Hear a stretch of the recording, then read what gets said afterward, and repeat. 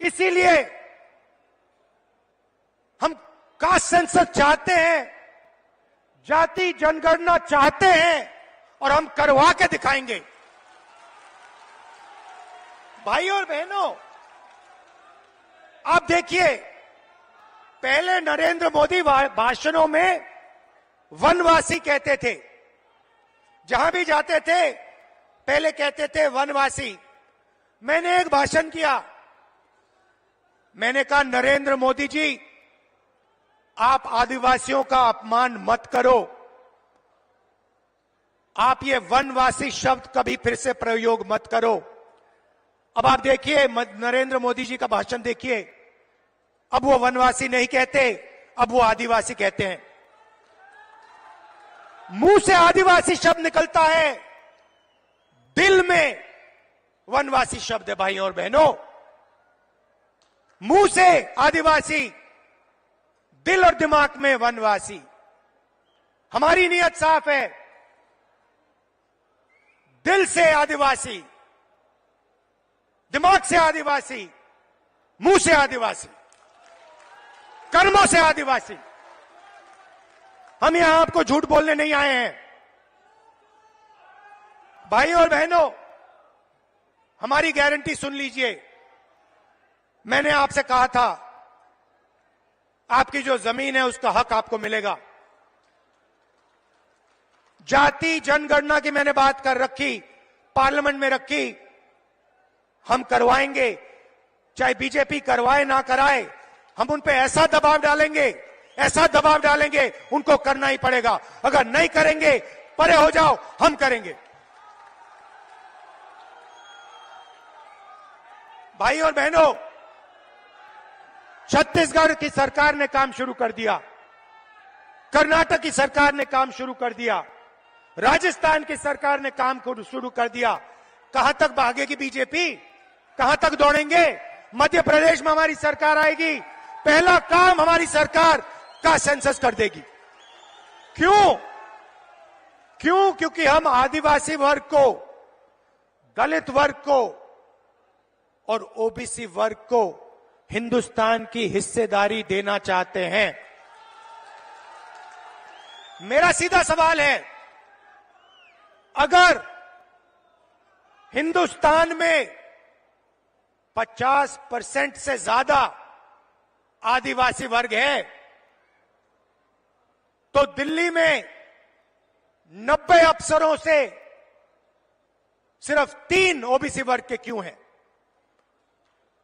अगर आदिवासी वर्ग 10-15% है, तो 100 रुपए में से सिर्फ 10 पैसे का निर्णय आदिवासी वर्ग क्यों ले रहा है?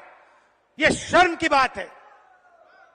इसको हम बदलने जा रहे हैं और पहला कदम का सेंसस जाति जनगणना है। पहला कदम। मैंने कमलनाथ जी से कहा, कुछ दिन पहले मैंने कमलनाथ जी से कहा, कमलनाथ जी आपकी एज क्या है? आयु क्या है आपकी? हाँ, 72 साल की एज है। आप देखिए, कांग्रेस के नेता हैं, कभी जीप पे चढ़ जाएंगे, कभी भारत जोड़ो यात्रा पे निकल जाएंगे।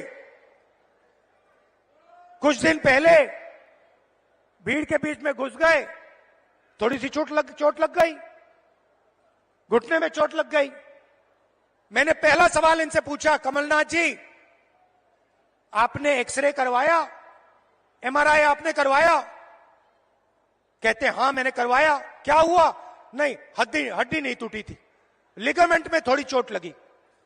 वही बात मैं कह रहा हूं, कास्ट सेंसस, जाति जनगणना एक्सरे है। आदिवासी वर्ग को चोट लग रही है, ओबीसी वर्ग को चोट लग रही है, दलित वर्ग को चोट लग रही है। चलो पता लगा लेते हैं, एक्सरे कर लेते हैं, दूध का दूध, पानी का पानी हो जाएगा, साफ हो जाएगा पूरा। अब मैं नरेंद्र मोदी को चैलेंज दिया, मोदी जी आप प्रधानमंत्री हो, देश का एक्सरे करा दो। कांग्रेस पार्टी ने जाति जनगणना की थी, उसका जो डेटा है मध्य प्रदेश की जनता के सामने, ओबीसी युवाओं के सामने रख दो। कभी नरेंद्र मोदी जी पाकिस्तान की बात करेंगे, कभी अफगानिस्तान की बात करेंगे, कभी साउथ इंडिया की बात करेंगे। क्या मतलब इधर ध्यान करवाएंगे, उधर दिखवाएंगे, ऊपर दिखवाएंगे, नीचे दिखवाएंगे। अरे नरेंद्र मोदी जी का सेंसस है, जाति जनगणना, उसके बारे में अपने भाषण में बोल दीजिए। अब मध्य प्रदेश का हर ओबीसी युवा, भाई और बहनों, मैं आपकी बात कर रहा हूं, आपके भविष्य की बात कर रहा हूं। आप बेरोजगार क्यों हो? समझो, बेरोजगार हो क्योंकि आपके लोग हिंदुस्तान की सरकार को नहीं चला रहे, बजट के निर्णय नहीं ले रहे। कल भाई और बहनों, ओबीसी भाई और बहनों, युवाओं, प्रेस कॉन्फ्रेंस हो रही थी मजेदार। मुझसे सवाल पूछ रहे हैं मोदी जी के बारे में, इजराइल के बारे में, अलग अलग सवाल। मैंने एक सवाल रख दिया सामने। मैंने प्रेस वालों से पूछा, भैया एक बात बता दो, आप यहां पे 200-300 लोग,